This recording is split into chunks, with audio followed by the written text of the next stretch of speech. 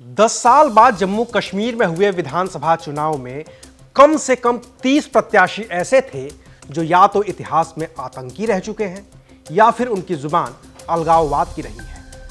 कभी हथियार के बल पर कश्मीर की आज़ादी का सपना देखने वाले ये सभी पूर्व आतंकी और अलगाववादी नेता इस बार लोकतांत्रिक तरीके पर यकीन करके चुनावी मैदान में टाल ठोक रहे थे। इनमें आतंकी अफजल गुरु के भाई से लेकर यूएपीए के तहत जेल में बंद और अभी जमानत पर रिहा इंजीनियर रशीद के उम्मीदवार भी थे।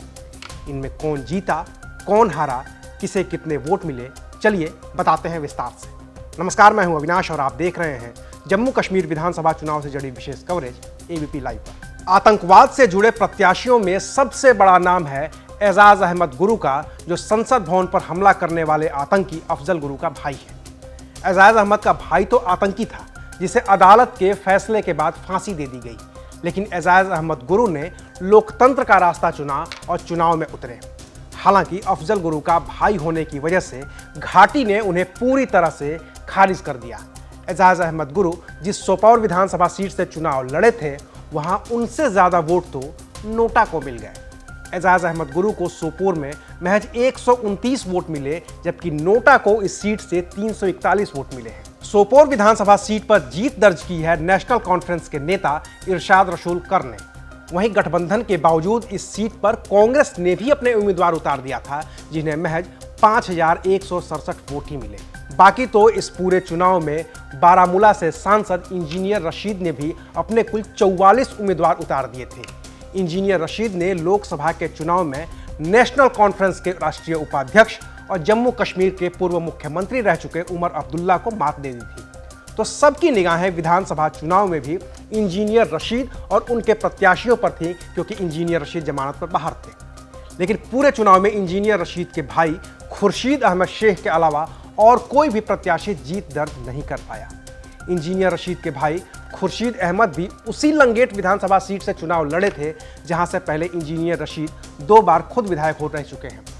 बाकी के उम्मीदवारों में इंजीनियर रशीद की पार्टी के प्रवक्ता फिरदौस बाबा और रशीद इंजीनियर के सबसे करीबियों में शुमार कारोबारी शेख आशिक हुसैन भी थे, जो अपनी जमानत तक नहीं बचा पाए हैं। चुनाव में जमाते इस्लामी ने भी अपने 4 उम्मीदवार उतारे थे और 4 दूसरे निर्दलियों को अपना समर्थन दे दिया था।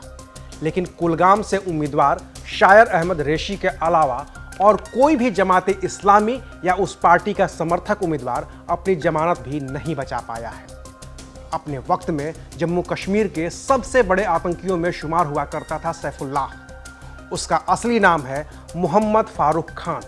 वो जम्मू कश्मीर लिबरेशन फ्रंट यानी कि JKLF का कमांडर हुआ करता था। लेकिन इस चुनाव में उसने समाजवादी पार्टी के टिकट पर हब्बा कदल से चुनाव लड़ा। उसे महज 100 वोट ही मिल पाए हैं। इस लिस्ट में एक और बड़ा नाम उस्मान माजिद का भी है। उस्मान माजिद भी जम्मू कश्मीर में मिलिटेंसी से जुड़े थे। 90 के दशक में मिलिटेंसी छोड़ चुनाव में उतरे। बांदीपोरा से 2 बार के विधायक भी बने, लेकिन इस बार बांदीपोरा से कांग्रेस के निजामुद्दीन भट्ट ने जीत दर्ज की है। वहीं उस्मान माजिद दूसरे नंबर पर रहे हैं। महबूबा मुफ्ती की PDP के नेता गुलजार अहमद डार भी 90 के दशक में POK गए थे, हथियार उठाए थे, लेकिन 1994 में सरेंडर करने के बाद सेना के साथ मिलकर काम करने लगे। इस बार विधानसभा चुनाव में दमहाल हांजीपोरा से PDP के उम्मीदवार थे, लेकिन उन्हें भी हार का सामना करना पड़ा और इस सीट पर जीत हुई नेशनल कॉन्फ्रेंस की उम्मीदवार सकीना मसूद की। यानी कि अगर इंजीनियर रशीद के भाई खुर्शीद अहमद को छोड़ दिया जाए तो बाकी किसी भी पुराने आतंकवादी या अलगाववादी नेता को घाटी में समर्थन नहीं मिला है और सब के सब जनता की ओर से एक सिरे से खारिज कर दिए गए हैं, जिसे लोकतंत्र के एक अच्छे संकेत के तौर पर देखा जा सकता है। शुक्रिया, आप देख रहे थे एबीपी लाइव।